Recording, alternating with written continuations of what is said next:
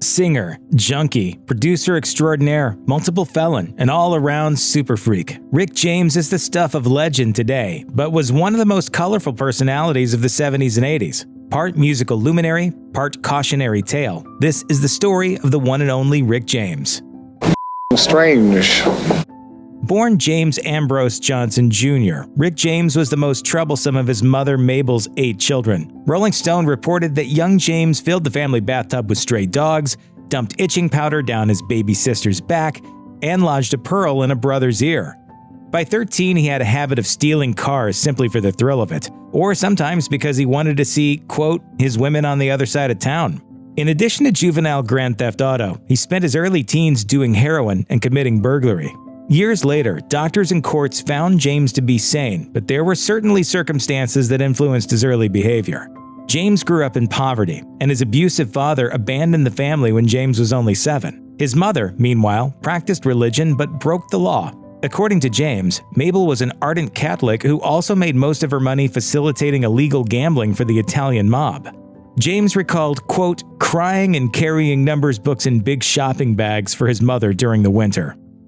Rick James dreaded the idea of getting drafted to fight in Vietnam, so around age 15 he lied his way into the Naval Reserve. Before long, James dodged the reserves too. He told Buffalo News that he couldn't take the, quote, regimentation and conformity. Instead, he spent much of his time drumming for jazz groups and doing drugs.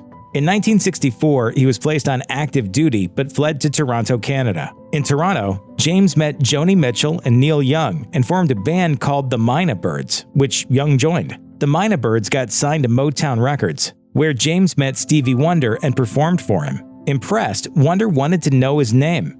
James gave the alias Ricky James Matthews, and Wonder suggested that he shorten it to Rick James. Still a fugitive, James ended up serving a year in military prison for desertion, which effectively ended the Mina Birds, but not the career of Rick James. As detailed in Glow, the autobiography of Rick James, during his early days in Motown, James worked as a staff writer, penning songs for the Miracles, Bobby Taylor and the Vancouvers, and the Spinners. However, James still thought himself underpaid. Enter singer Jimmy Ruffin, the brother of former Temptations lead vocalist David Ruffin. Jimmy proposed getting into the pimping business and using their respective girlfriends as employees. Someone with a normal moral compass would have rejected that suggestion outright, but James opted in and returned to Canada, where he and Ruffin embarked on their shady endeavor. According to James's self-serving account, he didn't have the heart to be good at the job, or rather, he had too much of a heart. He didn't force women to work when they were tired. He loaned them money and beat up violent Johns. Even so, despite quitting when his music career advanced, James never exactly renounced the attitudes that led him into the flesh trade, instead using his stint as a pimp to build his legend later on. After a couple of singles on A&M, Rick James headed back to Buffalo to sign with Motown subsidiary Gordy Records. It was here that he dropped his 1978 debut record, Come Get It, which went double platinum on the strength of singles like You and I. The label relationship was beneficial for both James and Motown, as the record label had seen sales drop precipitously as the 70s grew to a close. Over the next decades, James would release 10 records with Gordy. His creative streak hit its peak in 1981 with the release of Street Songs, a concept record with hit singles Give It To Me Baby, Fire and Desire, Ghetto Life, and of course, Super Freak. The record sold 3 million units in America alone and was noted for its seamless blending of diverse genres like rock, new wave, pop, and parliament-style funk. James himself referred to his eclectic style as punk funk.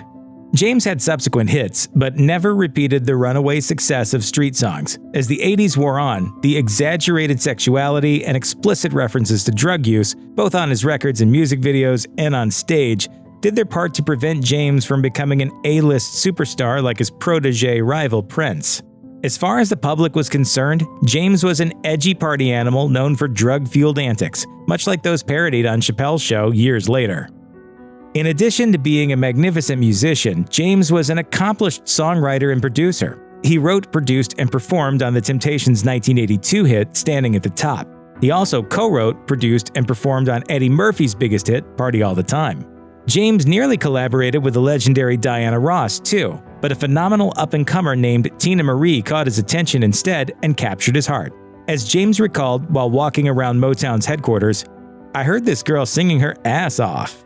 I walked in, I said, wow, you're really great. James would later say, never in my life had I heard such a range with so much passion. Even so, Marie didn't taste commercial success until she teamed up with James, who produced her first album. They would go on to sing a series of duets, including the immensely popular Fire and Desire. Marie and James became lovers, but the romance didn't last. They were just too different, Marie explained, citing James' ongoing outrageous personality and behavior. Even so, they remained close, and James bonded with Marie's daughter. In 2004, during his final musical performance before passing away that year, Rick James performed Fire and Desire with Teena. It's hard to believe that there was a time when Prince opened for Rick James, but that's exactly what happened in 1980. In one apocryphal incident, James grabbed Prince by the hair and poured cognac down his throat during an on-tour celebration of James' birthday. Laughing at the reaction from the famously light-drinking Prince, James was later dismayed when the younger artist stole the show night after night during the Fire It Up tour. James accused Prince of stealing much more than his thunder, though, saying, Prince was emulating my mic moves like a He was calling out my funk chants and even flashing my funk sign. James allegedly got revenge while opening for Prince. He supposedly stole Prince's synthesizers, used them on the 1981 album Street Songs, and then returned the synthesizers with a thank you note. As Rick James' chart positions sank lower and lower through the 80s, he helped maintain his profile with epic intoxication tales co-starring rock's biggest stars, including coke binges and rehab sessions with Aerosmith's Steven Tyler. Whether with famous company or in solo hotel room sessions, James' constant companion was cocaine, along with a varied pharmacopoeia of other uppers and downers. His reputation for drug use led to regular conflicts with law enforcement during tour stops, and James found himself without a label in 1990 due to poor sales and myriad legal battles. Fortunately for Rick James, MC Hammer's You Can't Touch This was one of the biggest songs of 1990, which featured a prominent sample from James's 1981 hit Super Freak. Turns out, Hammer used the sample to great effect, but without permission from James. Billboard lauded the strategy as a stroke of genius, noting that, quote, piggybacking on a well-known hit helped grab people's attention. Rick James saw it differently, saying, I wasn't impressed with that. He also wasn't impressed with the practice of sampling, at first. James's lawyers were quick to sue, and MC Hammer was forced to give James and his Super Freak co-writers an ongoing cut of the You Can't Touch This royalties. These earnings continue to pay out to the Rick James estate to this day. As James explained, You Can't Touch This made me a load of money, and did wonders for my appreciation of sampling. Nevertheless, he claimed he would have never allowed Hammer to sample Super Freak if the rapper had asked beforehand. Despite this major victory, the early 90s saw Rick James flush with cash, but with little public interest in his new music. By this time, James had been freebasing cocaine for several years, and one anecdote illustrates the depth of his addiction, hinting at major problems yet to come. The incident occurred shortly after an MC Hammer concert. James had recently ended his beef with Hammer, and rather than rip the rapper, joined him on stage to perform You Can't Touch This. As was his wont, James reached for his crack pipe after leaving the stage. As described by his drug supplier, Race Newman, things went awry when James set a plate ablaze in an attempt to burn smokable crack pipe residues. While walking with the flaming plate, he dropped it and his robe caught on fire. The flames raced up his robe, spreading to his sleeves. Newman extinguished them with a bedspread, and James, still smoldering, picked up the plate as if nothing had happened and took it into his room.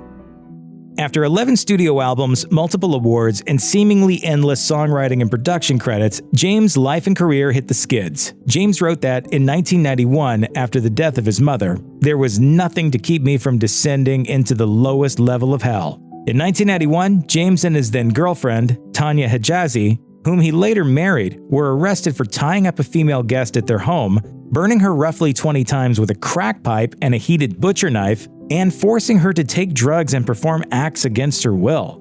Then, while out on bail in 1992, James and Hijazi reportedly imprisoned music exec Mary Sauger, who had known James for 6 years. Sauger said the couple slapped and choked her repeatedly over the course of 20 hours. James and Hijazi stood trial for both crimes in 1993.